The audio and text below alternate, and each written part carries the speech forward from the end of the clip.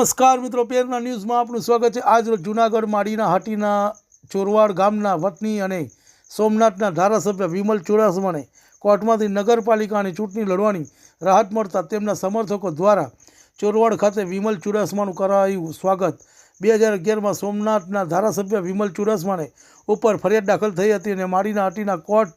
દ્વારા વિમલ ચુડાસમાને 6 માસની સજા થયેલ અને આ સજા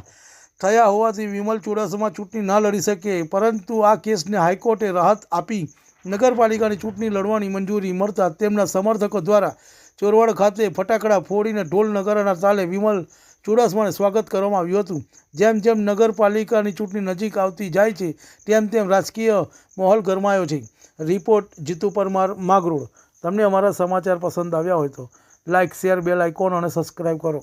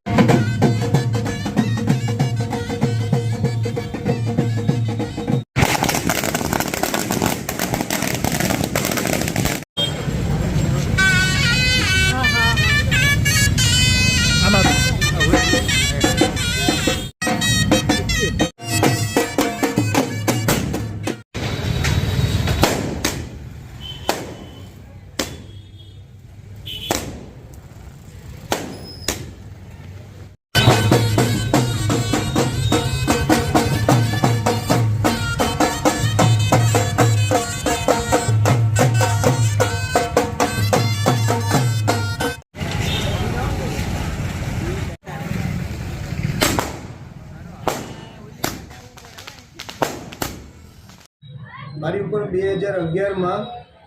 જે હોલિડે કેમ્પ ફરિયાદ ખોટી રીતે ભારતીય જનતા પાર્ટી દ્વારા કરવામાં આવેલી, એ સમયે મને ભાજપમાં લેવા માટે થઈને આ ફરિયાદ કરવામાં આવેલી હતી અને મેં ભાજપમાં જવાની મનાઈ કરેલી અને ખોટી રીતે સરકાર એમની હોવાના કારણે ભારતીય જનતા પાર્ટીના લોકો આગેવાનો દ્વારા અને પક્ષના હોદ્દેદારો દ્વારા મારી ઉપર ખોટી રીતે ચોરવાડ શહેરમાં ફરિયાદ કરવામાં આવેલી હતી અને એ ફરિયાદના આધાર ઉપર માળિયા કોર્ટે મને 6 મહિનાની સજા ચેપ્ટર કેસ ઉપર કરવામાં આવેલી હતી અને એ કેસને અમે સેશન કોર્ટ કેશોદમાં ત્યાં અપીલ માટે જયેલા। ત્યાં મને જામીન પણ આપેલા કે જ્યાં સુધી આમનો ચુકાદો ન આવે ત્યાં સુધી નવો ચુકાદો ન આવે ત્યાં સુધી આમાં કંઈ આગળ કાર્યવાહી ન થઈ શકે અને આજે એ કેસ કેશોદ કોર્ટમાં ચાલુ છે અને એમાં 6 મહિનાની જે સજા પડેલી હતી, કાયદો એવું કહે છે, નગરપાલિકાનો અધિનિયમ એવું કહે છે કે કોઈને પણ 6 મહિનાની સજા હોય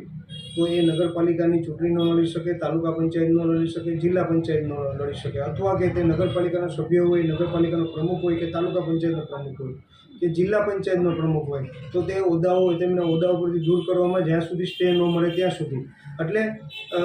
નગરપાલિકાની ચોરવાડ ચૂંટણી આવી રહી હતી। 20 વર્ષથી હું ત્યાં નગરપાલિકાના 3જા વોર્ડમાં લોકો મને ચૂંટાઈને મોકલે છે અને હું સભ્ય તરીકે પણ છું અને પ્રમુખ તરીકે પણ ચોરવાડ વિસ્તારના લોકોએ મને સેવા કરવાનો મોકો આપેલો અને ચોરવાડના વિસ્તારના લોકો ઈચ્છતા હતા કે ફરી હું ચૂંટણી લડું, એના માટે થઈ અને મેં સેશન કોર્ટમાં કેશોદ સ્ટે માટેની અપીલ કરી, ફરી ચૂંટણી લડવા માટેની અપીલ કરી। આ ચૂંટણીમાં મારા વકીલ તરીકે હાઈકોર્ટના વકીલ BM મંગુકે સાહેબ, વકીલ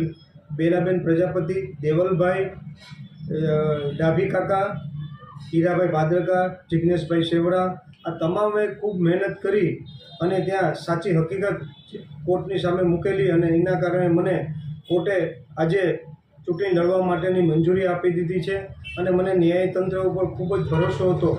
અને એ ખૂબ જ ભરોસો હતો અને મને વિશ્વાસ છે કે ન્યાયતંત્રમાં સાચાની જીત થશે અને ન્યાયતંત્ર ઉપર મેં ભરોસો રાખેલો અને ન્યાયતંત્ર ઉપર હંમેશા મારો ભરોસો છે। એટલે આ જ્યારે ચોરવાડ શહેરના લોકોને ખ્યાલ પડી, કારણ કે ઈચ્છતા હતા એ ખૂબ આવતા કે તમારે તો ચૂંટણી લડવી પડશે, અને લોકોની ઈચ્છા હતી, ચોરવાડ શહેરના લોકોની ઈચ્છા હતી, અને એ માટે કોંગ્રેસ સમિતિ અને ચોરવાડ શહેરના તમામ આગેવાનો દ્વારા મારું સ્વાગત કરવામાં આવ્યું. ઢોલ શણાઈ આતિશબાજીથી સ્વાગત કરી અને આતિશબાજીથી આ જીતને ઉજવવામાં આવી.